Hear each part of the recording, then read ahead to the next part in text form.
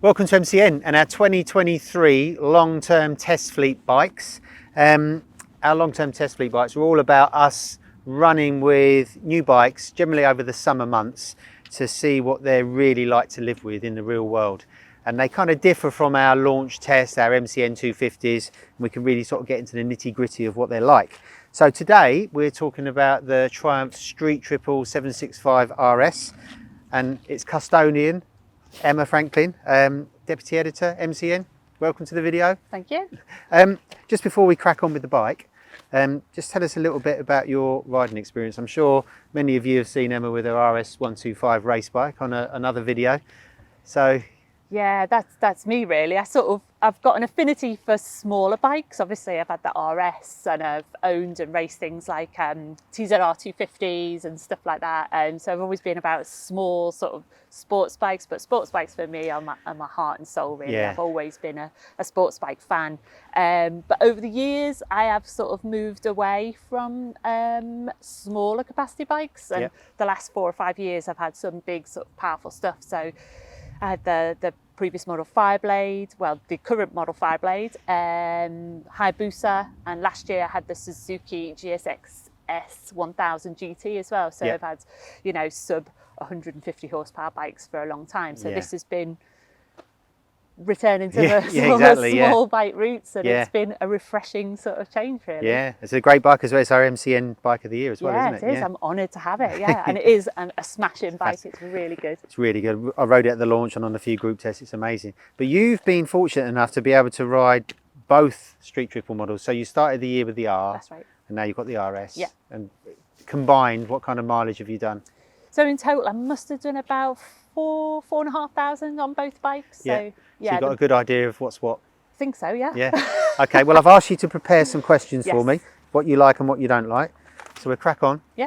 The first one, you've spoken about the details and the quality of the bike. Oh yeah, that was the first thing that struck me about this bike, and I think Triumph have really got it cracked, haven't they? It's just all, I mean, the build quality itself is absolutely stunning. I think where some naked bikes can look a little bit half finished, can't they? And I guess that's kind of like the style of the Street Fighter look, like the MC09 and stuff looks a bit, exactly. You know, but this looks completely resolved, like it was designed to be a naked bike and not sort of a sports bike without its bearings. So, and lovely little details like the machined bolts that it's got in the frame, and then things like the swing arm pivot cover, that just nice little touches like that. And there's even a tool in the toolkit, because it's got the Showa separate function forks. It's got a little tool on the top, so you can actually adjust the settings. So it's like a little flat Triumph branded tool, and it's just really nice. That's what makes a difference living with the bike, isn't it? The attention to detail like that. The only downside with that tool though, it is a lovely thing, but it's sort of held in the toolkit, which is under the seat cowl in here, but it's held in by a little bit of sellotape. So it's like they've gone to that trouble of getting the tool nicely, and it's just held in there by a bit of tape, and then obviously it falls out and you lose it, and that's that. But yeah. It is really well built. How much is this bike roughly? So this one is 11,295, so 11,300 they say. And how much was the R? So the R, I think the R is really attractively priced, because that's 9,595. Yeah.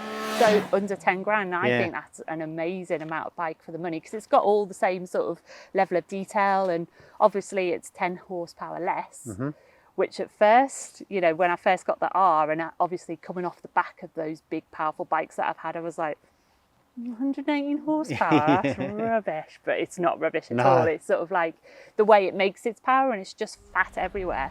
It's so engaging to ride on the road, and it got me to the point where I was like, I was just riding it like I stole it everywhere. It's like, I had to have a word with myself, because you just get on it and you just go and nail the throttle everywhere. Whereas this does make more power. I mean, it's got 128 horsepower, but that becomes by the way of 500 extra RPM at the top. So it's mostly at the top. So you don't really get the benefit of it on the roads. No. But that said, I think there might be a little bit more in the mid-range, because I don't tend to ride this as manically as I did. Right, you're not chasing with the R. Yeah. So I don't know whether that's psychological or whether that it is a little bit stronger in the middle. Yeah. But I'm not as manic Right. on the RS as I was on the R. And the other differences between the R and the RS are suspension? That's right, yeah. So this full shower on the R model. This one, you get the benefit of a lovely Öhlins STX 40 shock, which is just, well, look at it. Who doesn't love the glint of a bit of Swedish gold in the back end? Exactly. So, when I first got the RS, obviously I was like, oh yeah, suspension. But yes, on some of these bumpy back roads, I was in for a bit of a shock because it was sort of like so stiff at the rear, because obviously it's intended more for track and sporty riding. That was sort of like it, it's hitting bumps and it was knocking all the air out of your lungs, sort of thing. Right. So luckily Triumph will give you 4 options for settings in the owner's manual. So I just took it down to, I experimented on it because that was set for sports track riding. So they also give you sport, road and comfort as well. So I tried it on road and it was still a little bit firm. Right. I think I'm going soft in my old age. So I've shoved it on the comfort setting now, and I've just taken all the damping off it, and it's just perfect now. So you get all the lovely Öhlins loveliness with none of the sort of jarring sensation in your back. So but handling wise, it's just spot on. Does it make it feel like the R when it's softer? Yeah. I mean, the R, I wouldn't say the R is like super soft. It's not saggy or anything. It's just perfect. It's sort of it's that lovely word to describe nice suspension is like plush, isn't it? Where it's still in control, but it's not rattling your fillings out. So it feels very similar the way I've done it. The other big difference is the dash as well, isn't it? Yeah, so the dash, it's a beautiful thing. It's full colour TFT 5.5-inch, and obviously you can navigate through using a little joystick on the left-hand bar. And it looks absolutely glorious to look at, because the R's is a little bit basic. It's mostly LCD with sort of basic info on, and then there's a tiny panel underneath where you can access the menu. So this does look absolutely stunning, and it allows you to customize the displays. You've got 4 different sort of like layouts, and you can toggle the brightness and the colors of the menus and what goes in each menus, and it is an absolute joy to look at. But for me, it's like I don't need that level of customization on my screen, and I sort of just leave it as it is. Exactly. And, but the R dash is very good, isn't it? I think it's very good. I think that's first seen on the Trident 660, isn't it? And the Tiger Sport 660. Yeah, no, that's that. I think the R's dash, and I know it is boring, and it tells you everything you need. It tells you everything you need, and exactly. I mean, this has got a lap timer on it as well, which is quite easy to access, and I think it's got like an auto lap function, or you can just sort of set it manually. You see how fast you can get to work. Yeah, exactly that. Yeah. Excellent. Okay, so you also like the noise. Oh, who doesn't like the noise? Yeah, blooming heck. I mean, you've got it from both ends, haven't you? Because it wails, doesn't it, for the induction, and for this model they've actually revised the front air intake and the shape of it. So I think they've just enhanced the sound of it even more, because you can just hear it sort of howling from the front end.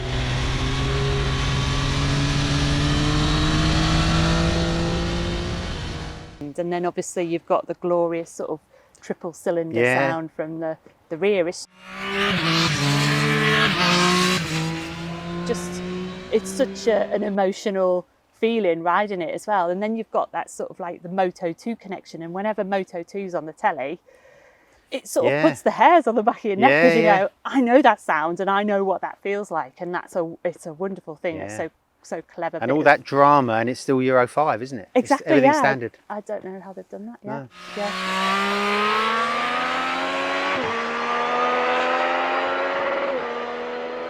Okay, the performance. So you actually prefer the extra horsepower of the RS, but not for the reason you might think. Yeah, I sort of alluded to that a little bit before, because like I say, coming off all those big powerful bikes, I was a little bit disappointed that I was only going to have 118 horsepower, which is stupid because that's a lot, isn't it? So I was thinking, 128 horsepower is going to be better, it's going to be faster, it's going to be this and that. But I don't think it doesn't make you ride any faster on the road. And if anything, this bike has made me ride more less frantic, because I was always like just nailing the R. Yeah. Whereas this, it just made me feel a little bit more relaxed and smooth, and I don't feel like so much of a tear away. Yeah. So, yeah. We're conditioned to think that 200 horsepower is normal, or 170 horsepower adventure bike's normal, but Yeah. you can't use anywhere near the power on those bikes. Absolutely not. 100 horsepower is more than enough. Yeah. And if you've got a little bit more, then yeah, it's brilliant. Isn't yeah, and especially something as light as this as well, because it's only 188 kilograms wet, so it's like it's super light. Perfect, And it's just, you can use all of it, and that's such an engaging feeling, isn't it? Just being able to take things to the stop. Okay, now you've got, it's comfortable over distance, surprisingly so. Surprisingly so. Yeah, I've had some big mile days on this. As you can see, I've sort of added these little blocks on the pillion pegs of the SW Motec Blaze panniers. So they work by, you slide a little sort of subframe into that block, and then slide some sort of semi-rigid panniers on. And maybe this is me getting a bit old and boring again, but I really enjoyed having panniers last year with my Suzuki GT. So yeah, I've done some big sort of like domestic touring, and this thing is just brilliant. I mean, this one's got a little bit of a fly screen on it, that's an extra. But even without, it was fine. You know, I got accustomed to it. I wasn't getting blown around left, right and centre. And the riding position, it's just brilliant. It is literally all day comfortable. I don't know how they've done it. Just feels there's enough room for your legs, and the reach of the bars is good, and the seat doesn't make your bum sore, and you can just literally go all day on it. That's the great thing about this bike, like a Super Naked for super bikes. You've got all your super sport performance, but you don't have to suffer for it. Yeah. It's really, really comfortable. Really comfortable. And even on track, the fact it's more spacious, it's easier to ride for that reason as well. Because you can move about more. That's right. You love the Moto 2 connection. I love the fact the Moto 2 version exists, even if it doesn't have a fairing. I know. I was a little bit disappointed because I went over to Valencia to see that bike getting unveiled, and it's sort of like, oh, it's going to be a Moto 2 edition, and a little bit disappointed when it didn't have a fairing. But you know, I can see why they've done it, because you know the sports bike market isn't there in the same way as it was. But the Moto 2 version, obviously, that's got clip-ons, so it's a little bit more on its nose as well.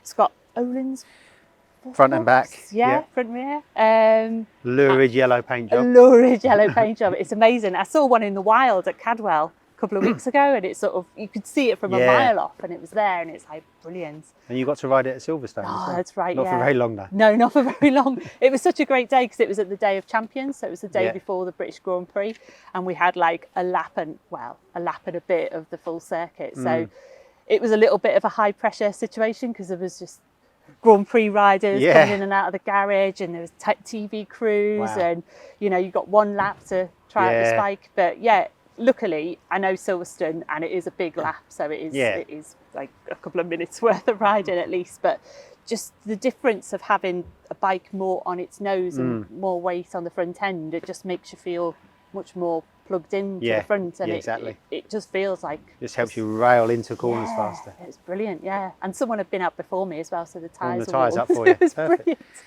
We got to ride that for an MCN test, and it is fantastic, but you're permanently asking yourself where the fairing is, because it feels like a bike that's been crashed. When you've got clip-ons and no fairing, it feels weird, and it's not very comfortable. So it's sort of a strange middle ground, isn't it? I prefer this as a road bike. Okay, next on your list is brakes. Brakes like a race bike, great feel and power. Love the Brembo MCS on the RS.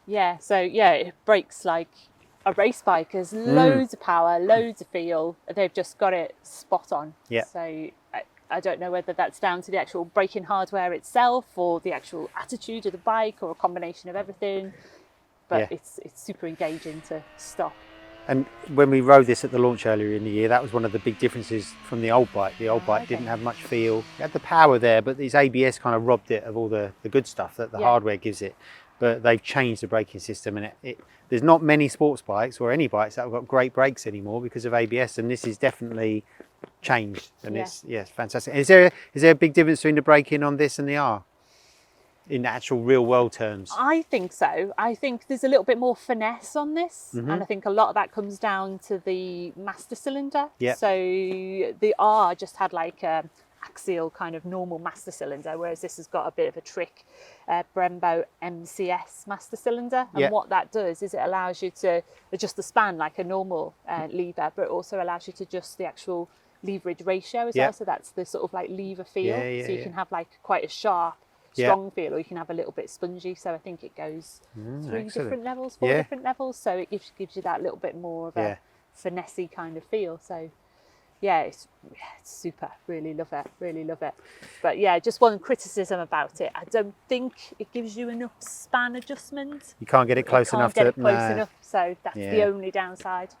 But other than that, it just ticks all the boxes because it looks trick as well. And it's great on track as well. Yeah. The price, it's great value. We touched on the price a little bit earlier, but you've got a lot of bike for your money here, haven't you? Absolutely, yeah. And I was kind of like weighing up whether I'd go for the R or the RS, because there's a big part of me that adores everything this bike is. Yeah. For all its trick bits and its extra horsepower and, you know, the nice posh brakes and the flash screen. But I think if it were me, I'd probably end up going for the R, because I don't think there's that much tangible difference for a road rider. And just having the bike that comes in just under 10 grand. And if you buy on PCP as well, it's like 120 quid a month with a £2,000 deposit. Whereas if you buy this on PCP, it works out as about £155 a month with a £2,000 deposit. So that's an extra £30 a month. And that's a couple of tanks of fuel, isn't it? So exactly. I don't know. I think £1,700 more than the R for this is good in terms of what you get.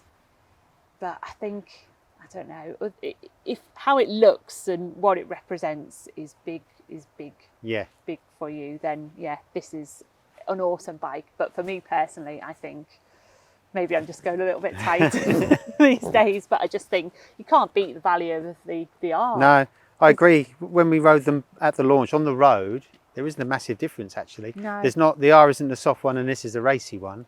They feel pretty similar. This has obviously got more potential on the track. Yes. If you're not really going to do many track days, and I'm sure the R is fantastic on track as well. Put some sticky tyres on it, and yeah. I mean, you don't get the track mode on the R, but yeah. Right, you like the fact it's got mass appeal, the fact it seems to make everyone smile regardless of age or experience. Yeah, there's something magic about this bike. I went on the launch of the very, very first one in 2007. And that's a long time ago now. And obviously I was less experienced then. And it's sort of that magic character that this bike has got. It appeals to everyone, you know, whether it's a complete novice who've just passed their test or someone with masses of experience like yourself. It's sort of like, it just appeals to everyone. And whenever anyone asks me what the best bike is, you know, for all the bikes that we've ridden, my mind always drifts back here, and I just think, you know, you just can't beat it. I don't know what the magic formula is, but Triumph have got it with this bike, haven't they? Yeah, it's just, I agree. For years and years and years, it was the answer to everybody's question. People who write in and ask for bike advice, it's this.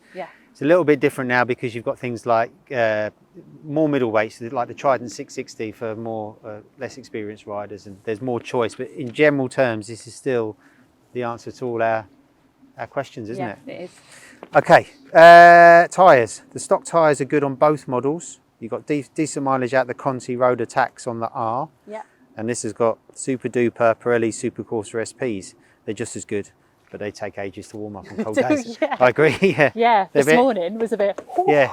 They're like wood, aren't they? Until yeah. They're super stiff carcass, aren't they? And it just takes that much longer to get warm. But it's nice to see a bike like this has got, even the R or the RS comes on good tyres. Yes. Normally that's the first thing you have to change on a new bike is get rid of the OE tyres, but they're good on really these, aren't they? And the Contis were good on the R as well. And I think I got like, I don't know, 3,000 miles before they started to swear a little bit. And it was good. Brilliant. And then the final good point, it won MCN's overall machine of the year and best sports naked. Yeah, I mean, that says it all really, exactly. doesn't it? I've been honoured of all the bikes we've ridden this year, and there's been some crackers in there. V4, Multistrada, rallies, and really expensive bikes, but this, just because of the value, because of the performance, how easy it is, the level of equipment, it's an amazing bike. Yeah, I mean, you get everything, don't you? You get the quick shifter as standard, and you know, some of its rivals like the KTM, I think you've got to buy. That's going to be extra, isn't it? So, well, you get it for a little while and they take it away. Oh yeah, it's a bit naughty, isn't it? Yeah, exactly. Right then, so had to ask you for some nitpicking points. There's not many. So let's start with the tank range. Oh, they've made the tank smaller, haven't they? Was it a litre smaller? Well, it was more than that, isn't it? 2 litres. Yeah, that's right. So it was 17.4, I think, on the previous models, yeah. but now it's only 15. Yeah. And it does look good for having this sort of low profile kind of look to it. And I guess they've done it to save weight, I reckon. But for me personally, like I say, with a bike that's this comfortable over distance, and people have written in and tell me that they do go touring on it, continental touring, you can do those sort of big mile days. But for me, having the light coming on at 110 miles and then it goes completely dry, because I've run it till dry at 150, I just don't think it's weird, isn't it? That's enough. BMW have just done that with the GS, made it a litre smaller. So I guess it is weight, so they can quote a similar weight figure to before, whilst the rest of the bike's heavier. Yeah, I mean, Triumph argue that it's still bigger or is equal tank size as its closest rivals. Maybe that's sort of the reason they've done it as well. But yeah, but to go to all the effort of making a new tank, smaller, bit of a backward step. Yeah. Another, we've touched on this, you only did 2 laps on the Moto 2 version. I did actually consider buying one for a while as well. After those tantalising 2 laps, I was like, maybe I should. And I put a few feelers out, and I had a couple of dealers sort of get back to me and said, oh, we've actually had one coming in. And I sort of scratched my chin about it for a little while, and then decided not to. What are they, 14, 13? yeah. 7, something like and they're that, not really worth all that extra over this, are they? No, it would just be for pure bling factor, but no. Another bad thing, nothing to do with the bike, but you haven't had time to take it on a track day. I know. Though we have just sort of maybe put the seed of going into Spain maybe over the winter, so maybe there's still time yet. But I would have loved to have taken it out on track and try out the track mode, and obviously put its ABS to the test as well, because that's sort of one of the big. Where would you go? What's your favourite track? I love them all. I mean, it's Donington, isn't it? Donington. I think. Yeah. I know you're going to say Cadwell. It's got Cadwell written all over it as well, isn't it? And Cadwell is the local one, isn't it? It's so easy to get. It's a nice ride up there. And, but Donington, I agree. Donington, Yeah. Okay. You touched on this as well. You're amazed you haven't got any points on your licence, because the R brought out the devil in you. It absolutely did. I don't know what happened. It's just, I don't know if it's the noise or just how the engine makes it, because the power delivery is so smooth. There's no holes in the delivery at all. It's just always there. And I think because it's got such a close, a short gearbox ratio seems to be quite short as well. So it's just like energy angry, and you just like bashing through the gearbox, and you just turn into a bit of a mentalist. And that's something that doesn't really happen on a bigger bike, because if you ride like that on a super bike, you are going ridiculously fast. You can enjoy this at a lower speed, can't you? Yeah. Which is the big appeal for this bike. Okay, the short gearing. The gearbox ratios feel really short. You blast through them in no time at all. Yeah. It's a bit annoying, but once you become aware of it. That said, the quick shifter and blipper is ace, so not really a hardship. Yeah, so like we're just saying, once I became aware of how short the gearing was, it was sort of like super annoying, because I was pulling out of my road, and I live sort of not far away from like a short dual carriageway. So I was coming out of there, and I was just blasting down it, and you were like, oh my God, I'm in 6th gear already. So you're just like blasting through. I mean, I know why they've done it. It's sort of to enhance the sort of excitement and the sort of feel that you get from the bike. But I don't think the engine really needs, because it's got so much grunt. Because it's got so much grunt, hasn't it? So, yeah. But like I say, the quick shifter and blipper are just so smooth that it just adds to the overall sensation of riding it. And a lot of these engine upgrades have actually come from what they've learnt in Moto 2, hasn't it? Yeah, that's right. Which is really interesting. Yeah, I think they said they've done over 1 million kilometres of having 30 of the world's best riders just trying to break their engines exactly, and they've been reliable, haven't they? Exactly, yeah. So that's where this engine, this spec of engine has come from. Lessons learned there. So they said they've got that reliability, so they were sort of confident that they could push the power. Squeeze a bit more. Yeah. Okay, it's a nightmare to clean. Quite bitty, isn't it? It is. It's bitty. It is a proper nightmare to clean. Just all these little bitty holes, and I'm not very good at cleaning bikes anyway. So it's not my forte. Even though I like a clean bike, I'm not very good at it. But yeah, it is. But at least it's rewarding because there's so many nice bits on it. There is, yeah. You can appreciate all those Exactly. little details. The modes are a bit wasted on you because you don't use them all. I know. Yeah. Come back to the I agree. Yeah. You generally settle on one, don't you, and just leave it. Exactly, yeah. I mean, you have that sort of initial week or two, don't you, where you're fiddling around and sort of switch between road and sport, and I just left it in sport and just, yeah. Are the modes different between the RS and the R? No, they're the same, I believe. It's just that you don't have that extra mode track. The track mode on the R, yeah. Okay, stiff suspension. You love the blinginess of these O-lings on it, but on its base settings, it's slightly too hard for the road. Yeah, I mean, you can't. You touched on that, yeah. Yeah. It's a stiff bike. It is stiff, but like I say, that's the beauty of having an adjustable shock, isn't it? You know, Exactly. you can actually, adjust it to what you want. So. And it's not electronic, is it? It's all manual. All manual. Yeah, but and it doesn't need it, does it? Yeah, it's all really easy to access. It's just there, isn't it? So it's sort of just getting and you've got all the settings in the manual. Yeah. Perfect. So, yeah, you don't need to go. muck about.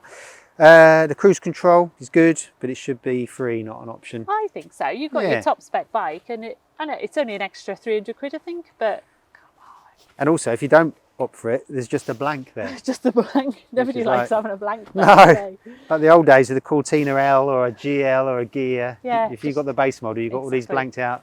I think you failed in life. I think it should be. And cruise control is so useful, isn't it? Yeah, Keeping to speed limits.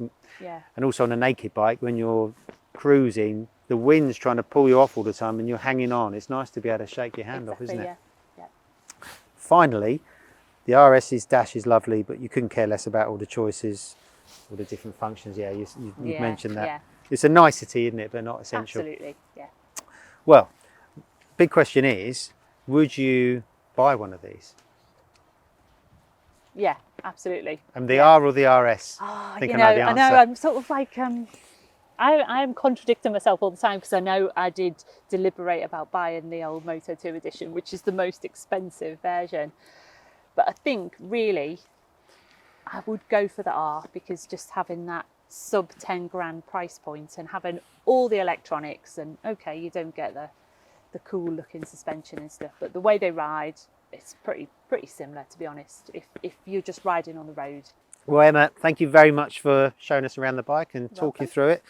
I think it's a fantastic machine as well. Yeah, you've been very lucky running it all year. Yeah, definitely. Thank you very much. Thank you. Thank you for watching, and stay tuned for more videos like this coming very soon.